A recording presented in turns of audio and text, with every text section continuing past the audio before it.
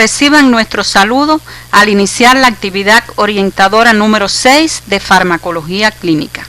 La misma tiene como finalidad el estudio de los principales grupos farmacológicos que modifican las funciones del sistema cardiovascular y tienen utilidad en el tratamiento de afecciones como la cardiopatía isquémica o arritmias cardíacas.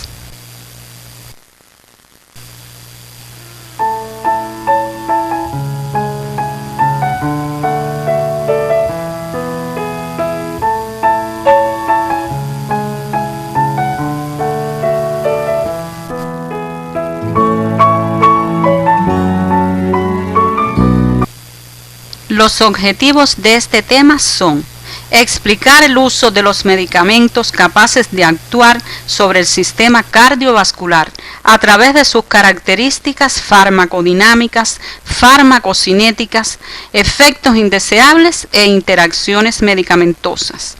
Explicar las bases farmacológicas del tratamiento de la cardiopatía isquémica y la enfermedad cerebrovascular a través de los mecanismos de acción de estos medicamentos. Identificar los principales usos de los antiarrítmicos partiendo de sus acciones farmacológicas. En la semana anterior comenzamos el estudio de dos importantes grupos de medicamentos con acción sobre el sistema cardiovascular, los antihipertensivos y los medicamentos de utilidad en la insuficiencia cardíaca, así como la importancia de la terapéutica farmacológica de estas dos enfermedades para el mantenimiento de la calidad de vida de estos enfermos. La cardiopatía isquémica está condicionada por una serie de factores de riesgo como el tabaquismo, la obesidad, la hipertensión arterial, la dislipidemia y el sedentarismo, los cuales son modificables mediante estilos de vida saludables. Existen otros factores de riesgo no modificables como la edad, el sexo masculino, la diabetes mellitus, antecedentes familiares de enfermedad coronaria prematura o la presencia de esta enfermedad. La reducción de la morbilidad y mortalidad por esta causa puede lograrse mediante la eliminación o control de estos factores de riesgo.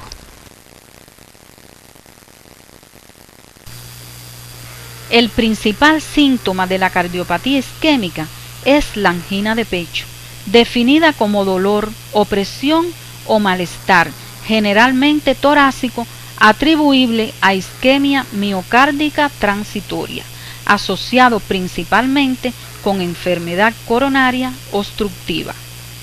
La complicación más seria es el infarto agudo del miocardio, constituyendo una de las primeras causas de muerte en el mundo.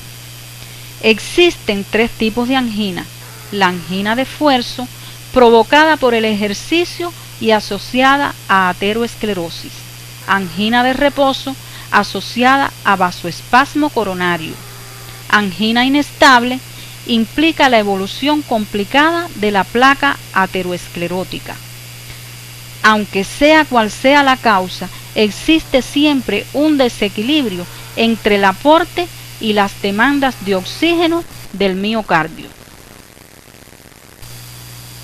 El principal objetivo del tratamiento farmacológico es aumentar el aporte o disminuir las demandas de oxígeno del miocardio y conseguir disminuir el riesgo de infarto y la muerte. En segundo lugar, prevenir la recurrencia de síntomas y mejorar la calidad de vida de estos pacientes. Los fármacos antianginosos se clasifican teniendo en cuenta su acción sobre la isquemia en fármacos hemodinámicos que incrementan el aporte y reducen los requerimientos miocárdicos de oxígeno: nitratos, nitroglicerina y dinitrato de isosorbide, beta bloqueadores, atenolol, propranolol y metoprolol, bloqueadores de los canales de calcio, dihidropiridinas como nifedipina, amlodipino, y no dihidropiridinas como verapamilo y diltiazem. Fármacos metabólicos como el nicorandilo y la trimetazidina. Los beta bloqueadores y los bloqueadores de los canales de calcio fueron tratados ya como fármacos antihipertensivos. Te recomendamos que revises en tu libro de texto y materiales del CD su efecto como fármacos antianginosos. Los fármacos antianginosos más utilizados para el control de los síntomas agudos y el tratamiento de mantenimiento de la enfermedad son los nitritos.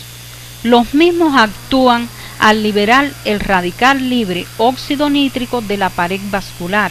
Este estimula a la guanilato ciclasa formándose el GMP cíclico, dependiente de quinasa. Esto provoca la desfosforilación de las cadenas de miosina con la consiguiente vasodilatación.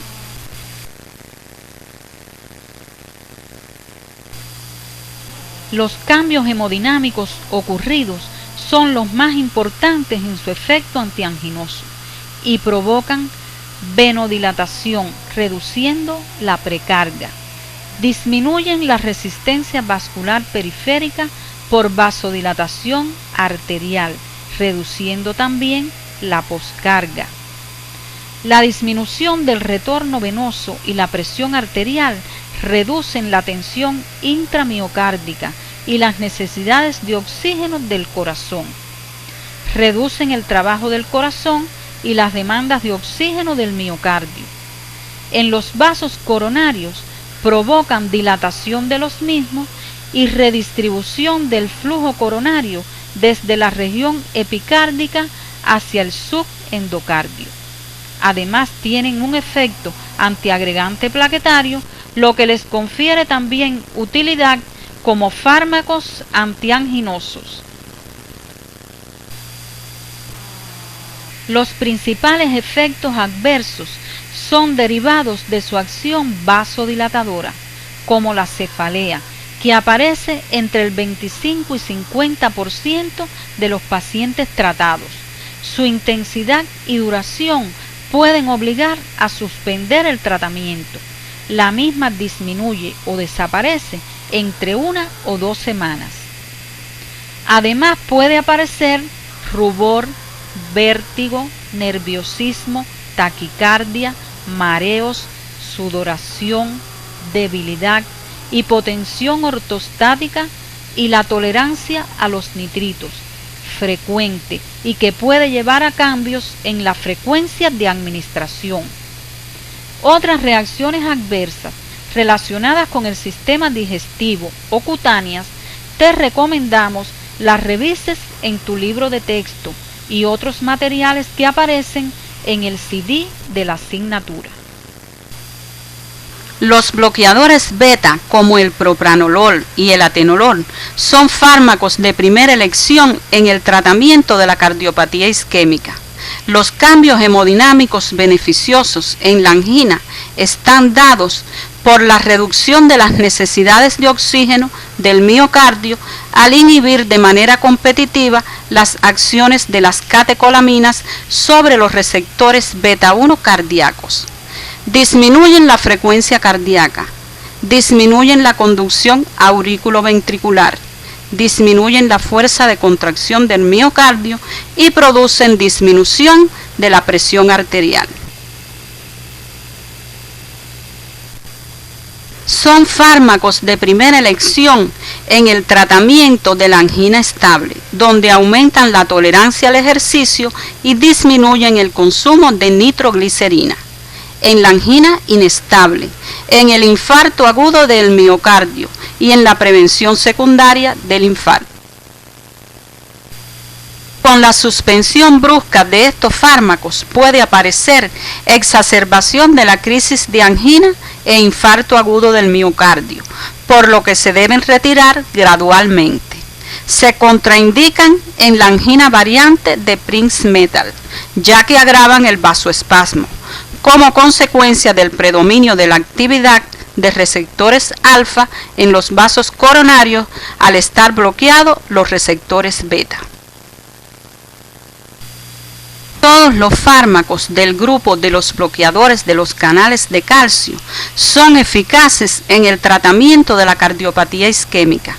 Estos disminuyen la entrada de calcio a través de los canales lentos dependientes de voltaje al músculo liso vascular y al músculo y tejido de conducción eléctrica del corazón e impiden la participación del calcio en el mecanismo contráctil.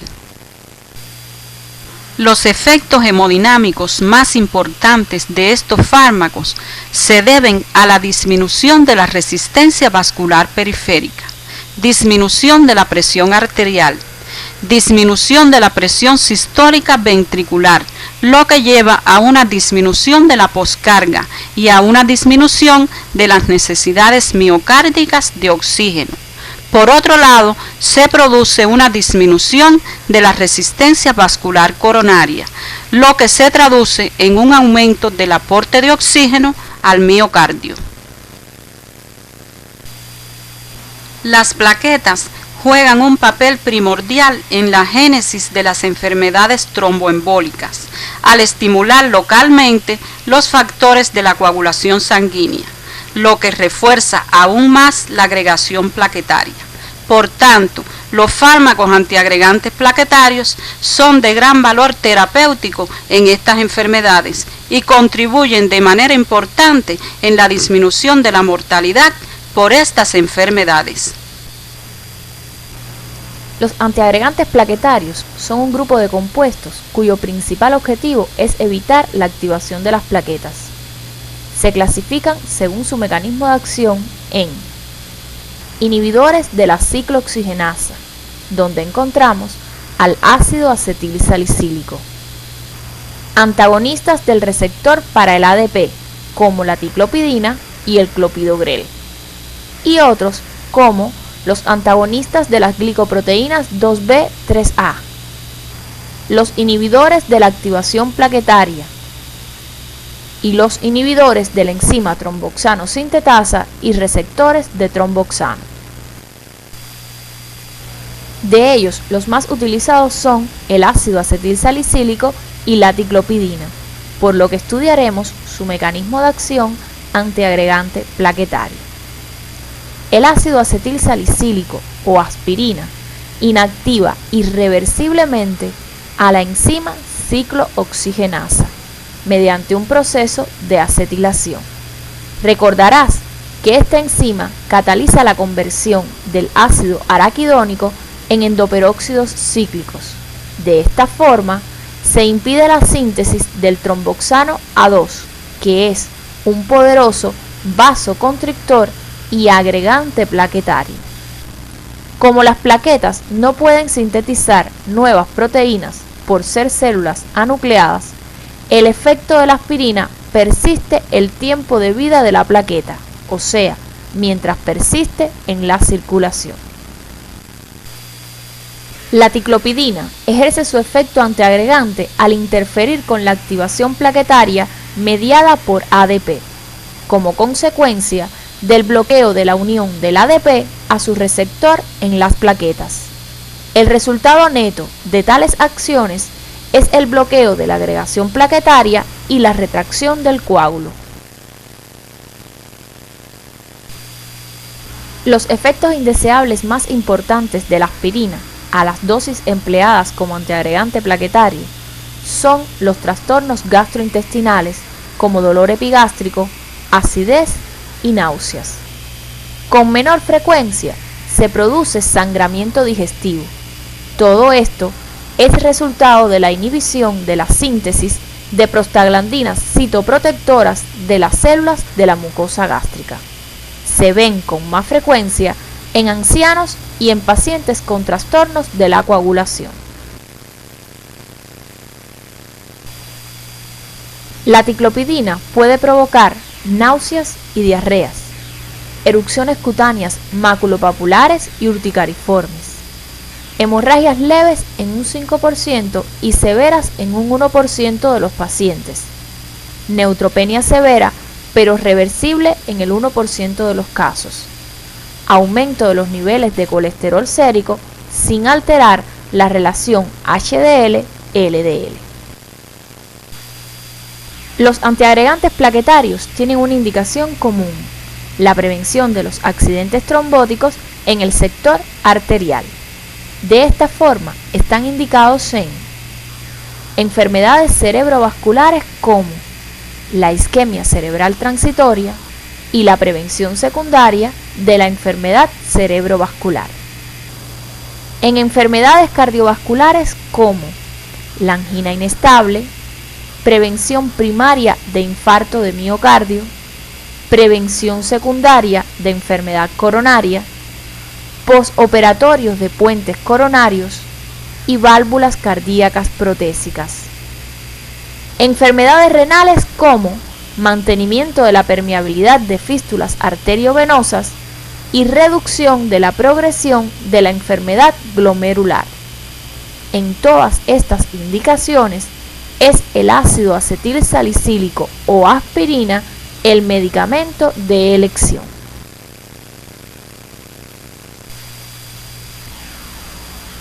El abordaje terapéutico de la trombosis comprende el control de los factores de riesgo, el tratamiento del trombo establecido, ya sea quirúrgico o con fármacos trombolíticos, y la prevención con antiagregantes plaquetarios o anticoagulantes que abordamos recientemente.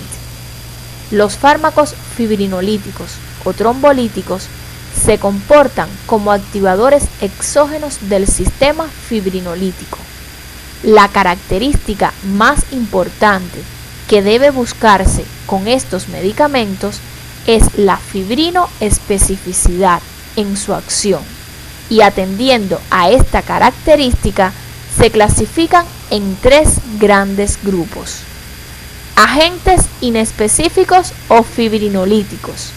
Actúan tanto en las cercanías del trombo como en el resto de la circulación sanguínea: streptokinasa y uroquinasa. Agentes de especificidad intermedia. Están más tiempo en contacto con el trombo, pero no significa ausencia total de activación sistémica, la anistreptasa. Y agentes específicos o trombolíticos propiamente dichos, que son los que estimulan el proceso fibrinolítico solo donde hay fibrina, es decir, en el trombo, y no en la circulación sistémica. Ahí tenemos el activador tisular del plasminógeno recombinante y la prouroquinasa. La reacción adversa más frecuente de la terapia trombolítica es la hemorragia, que puede ser por dos factores: la lisis de la fibrina en el trombo fisiológico en sitios de daño vascular y por el estado lítico sistémico como resultado de la formación sistémica de plasmina, produciendo fibrinogenólisis y destrucción de otros factores de la coagulación, 5 y 8. La hemorragia cerebral es la más importante, apareciendo en 4 de cada 1000 pacientes tratados, observándose con más frecuencia en mujeres de bajo peso, hipertensos, casos de accidentes cerebrovasculares previos y en los ancianos. Otras reacciones adversas son las reacciones alérgicas, fundamentalmente con streptokinasa y uroquinasa, debido a su origen natural, y la hipotensión ortostática, que puede aparecer con cualquiera de los miembros del grupo. Los medicamentos fibrinolíticos son utilizados fundamentalmente en infarto agudo del miocardio, tromboembolismo pulmonar y trombosis venosas profundas, recordando que la precocidad en su administración es clave para un buen resultado terapéutico, por lo que su eficacia se reduce después de más de 12 horas de iniciado el proceso trombótico. Cualquier alteración en la génesis o en la conducción de los impulsos eléctricos que se desencadenan y extienden desde los miocitos provocará una arritmia. Los antiarrítmicos son un grupo heterogéneo de sustancias con propiedades electrofisiológicas que le permiten suprimir los trastornos del ritmo cardíaco. En la actualidad, continúan siendo el tratamiento de elección en la mayoría de los pacientes con arritmias, aunque diversas estrategias eléctricas y quirúrgicas pueden reemplazarlos en determinados grupos de pacientes. Hasta hoy se mantiene la clasificación propuesta por Vaughan Williams en 1984, pese a varios intentos por encontrar otras más útiles a la hora de orientar el tratamiento. Son antiarrítmicos de la clase 1 los bloqueadores de los canales de sodio, de la clase 1A como la quinidina, procainamida o disopiramida, 1B como la lidocaína, la mesileptina y la difenilidantoína, y de la clase 1C como la propafenona o la flecainida. En la clase 2 se sitúan los bloqueadores beta-adrenérgicos como propranolol, atenolol y metoprolol. En la clase 3 los bloqueadores de los canales de potasio, amiodarona y sotalol. Y en la clase 4 los bloqueadores de los canales de calcio, verapamilo y diltiazem.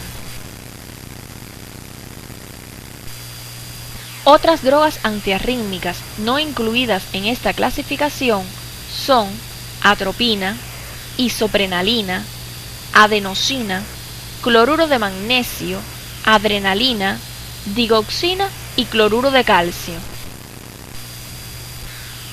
Las principales indicaciones de los antiarrítmicos más empleados en terapéutica se presentan a continuación. Los antiarrítmicos de la clase 1A pueden indicarse en el flúter y fibrilación auricular, en este caso la quinidina, cuando otros fármacos no se toleran o están contraindicados. En la taquicardia o arritmias ventriculares sostenidas en el infarto agudo del miocardio, la procainamida puede utilizarse como droga de segunda línea. Los antiarrítmicos de la clase 1B se indican en el tratamiento agudo de arritmias ventriculares, particularmente de origen isquémico, como en el postinfarto de miocardio, y en este caso la lidocaína es el medicamento de elección. En las arritmias por digital se puede utilizar la difenilidantoína. Los antiarrítmicos de la clase 1C pueden indicarse en la fibrilación auricular de reciente comienzo, en las taquicardias por reentrada intranodal y en el síndrome de Wolff-Parkinson-White si no es posible hacer la ablación con catéter, en la taquicardia ventricular sostenida con peligro para la vida. Recordemos que la propafenona y la flecainida, miembros de este grupo, aumentan la mortalidad en pacientes con cardiopatía isquémica, infarto previo o alteraciones estructurales, por lo que su uso está contraindicado en estos pacientes. Los antiarrítmicos de la clase 2, los beta bloqueadores, se indican en taquiarritmias supraventriculares, arritmias ventriculares no sostenidas en el infarto agudo del miocardio y arritmias ventriculares sostenidas asociados con otros antiarrítmicos. Dentro de los antiarrítmicos de la clase 3 se destaca la amiodarona, que puede utilizarse en arritmias ventriculares y supraventriculares. Provoca reacciones adversas de importancia, pero su administración no se asocia a aumento de la mortalidad. Se utiliza en el flúter y fibrilación auricular, en arritmias ventriculares no sostenidas y sostenidas, en las taquicardias supraventriculares, en la angina variante complicada por arritmias ventriculares graves. Mientras que los antiarrítmicos de la clase 4, los bloqueadores de los canales de calcio, se indican en las taquicardias supraventriculares por reentrada y en el flúter y fibrilación auricular.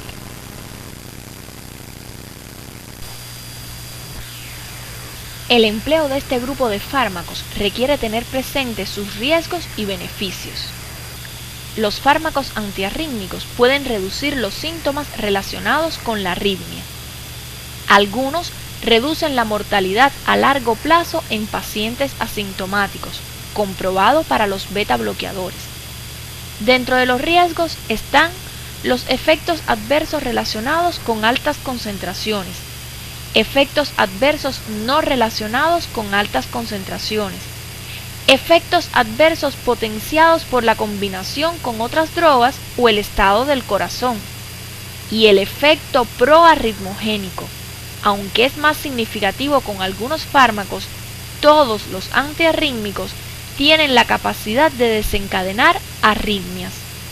Este y otros efectos indeseables, así como las acciones farmacológicas de este grupo, debes revisarla en tu libro de texto durante el estudio independiente.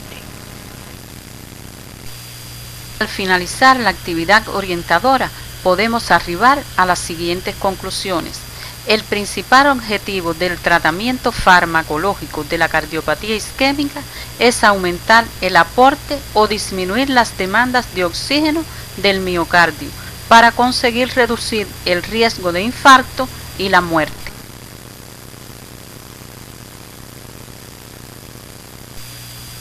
Los nitritos, beta bloqueadores y bloqueadores de los canales de calcio están indicados en el tratamiento de la angina de pecho, solos o combinados.